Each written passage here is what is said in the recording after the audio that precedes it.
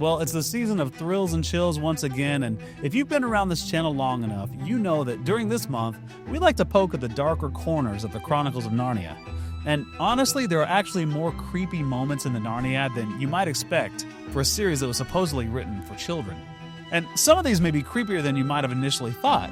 And today, we're going to be counting down the 10 scariest moments in the Chronicles of Narnia, ranked from least to most unsettling. But first, I want to thank my Patreon supporters for making this episode possible. You know, without your support, this channel could not exist. We would have to close up shop. So thank you so much for your contribution. Now, the night's getting darker and we've got a show to do, so let's get started. It's time to leave the Shadowlands behind and journey to a world that's more real than our own. It's time to follow me into the wardrobe. Number 10, Meeting Mr. Tumnus.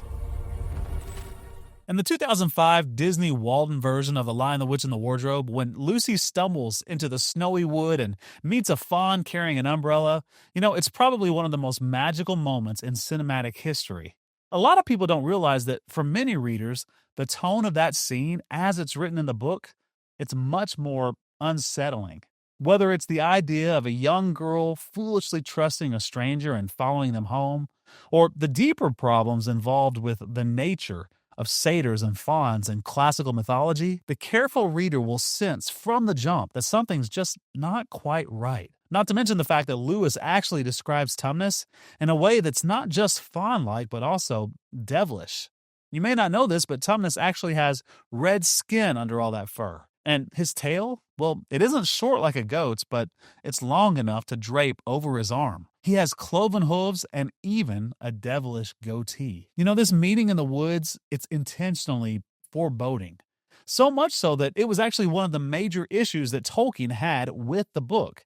And just like in every good horror movie, when you scream at the screen, "No, don't go into that house," Lucy naively follows Tumnus home, where he proceeds to lull her to sleep in order to abduct her and to hand her over to her death. Number 9, Tyrion's apparition. Now, this next scene is one that's never been played out on the big screen, but I imagine if it was, it would probably frighten small children and small dogs. In the last battle, when the 7 friends of Narnia have gathered together, they've collectively shared a certain feeling, a psychic premonition, if you will. Not sure what to expect, they start to relax and enjoy their evening together. But suddenly and unexpectedly, they are interrupted by an apparition. A ghostly figure appears in the middle of the room, looking incredibly disturbed and even in anguish. And it just lingers there, never quite making eye contact, never communicating, and after a few moments, as quickly as it appears, it disappears, never even uttering a single word. Now, I don't know about you, but if that ever happened to me, that night, I'd be sleeping with the lights on. Number 8, Shasta among the tombs. Now, this next scene has to involve one of the creepiest settings in the entire Narniad. In The Horse and His Boy, Shasta has escaped the Calorman city of Tashbaan and gone to the edge of the desert where he hides out in the dark of night amongst the ancient tombs of the royals. Now, these are tall dome structures that almost look like round tombstones, with entrances that are completely open and lead into total blackness. Even worse, it's been rumored that the tombs are home to ghouls, which are basically zombie creatures who don't feast on the living, but actually feast on the rotting flesh of the dead. For Shasta, the scene is so nightmarish that when he's threatened by a pack of wild jackals, he'd rather face them than take refuge amongst the tombs. Number 7, in the Castle of the Giants at Harfang. When Eustace, Jill, and Puddleglum stumble through the snowy, barren wasteland of Harfang, I'm reminded of the opening scene of the movie The Thing, where they step into the warm, inviting castle of the giants. And they probably ask themselves at this point, what could go wrong? Well, as you would expect, everything. The giants of the castle at first appear kind and warm and inviting.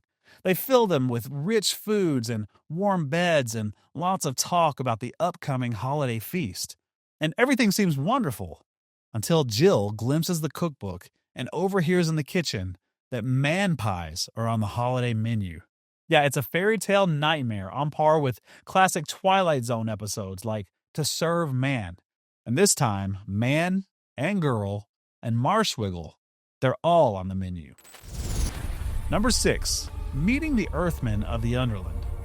Just as soon as Eustace, Jill, and Puddleglum escape the clutches of the giants, they find themselves in another kind of danger. After hiding in a cavern and falling down deep into the bowels of the earth, soon they come face to face in the darkness with the Earthmen, an army of creatures described as all shapes and sizes, but all of them bear one thing in common: faces incredibly deep with sadness. Now, there are plenty of scary movies about people going deeper in caves than any human should ever go. Think The Descent or The Cave. But this scene, it's different. It's just eerie. The Earthmen themselves are just unsettling. Even the illustrations in the books gave me the creeps. There they are, gathered together, just staring. Stoic, robotic, cold. They always reminded me of the blonde-headed kids in the Village of the Damned. Human-like, but not exactly human, just uncanny. And who could ever forget the words that they utter to that fallen, trapped trio? Many fall down, and few return to the sunset lands. Number 5, Aslan's execution on the stone table. When Jadis gathers her followers to witness the execution of Aslan, it is the definition of a monstrous scene. Evil creatures of every kind are present. I actually did a video about these creatures a while back, and believe me, each one is terrifying in its own right. But that's not what makes this scene so horrific. Actually, it's the slow, ritualistic humiliation. It's the sadistic pleasure taken, the feeling that the forces of darkness are now in control. The darkness of the scene is only matched by the blackness of the night. Now, this scene, as dark as it may be, is actually softened by the fact that Aslan voluntarily gave himself up in this moment. It's his heroism that transformed this moment from horror to honor. And in the end, the scene is actually more heartbreaking than heart-stopping.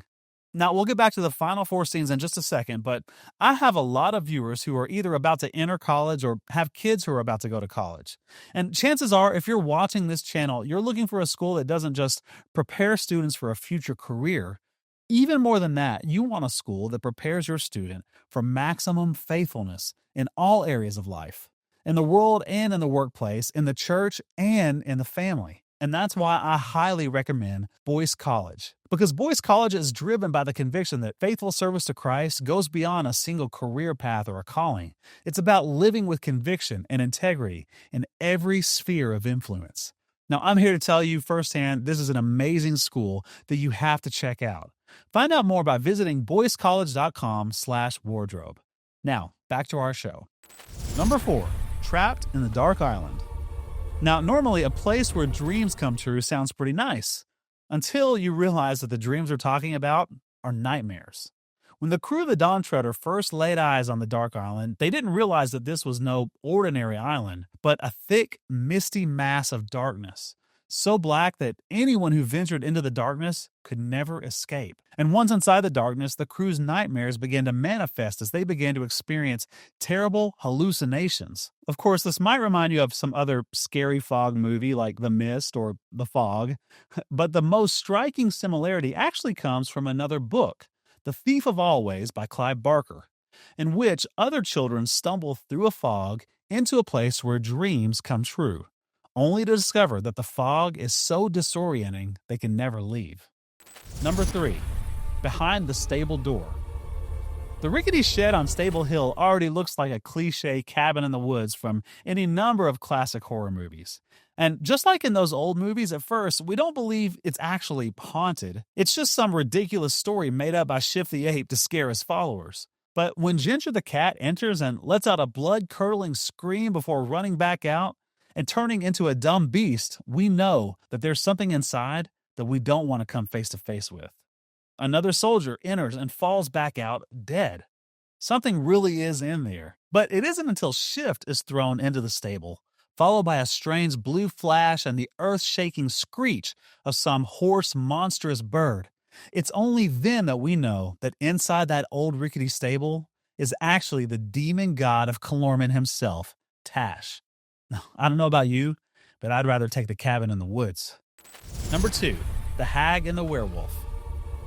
Now, this is another classic horror setting, the cold, dark, dungeon-like catacombs of Aslan's How, where Caspian watches a pair of figures slowly emerge from the shadows. And when one of them speaks, he gives the most chilling speech in all of the Narniad. I am hunger, I am thirst. Where I bite, I hold till I die. And then the figure reveals himself.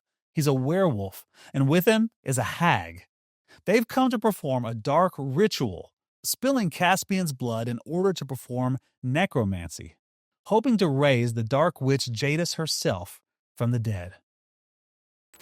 Number 1. A Tash encounter in the forest.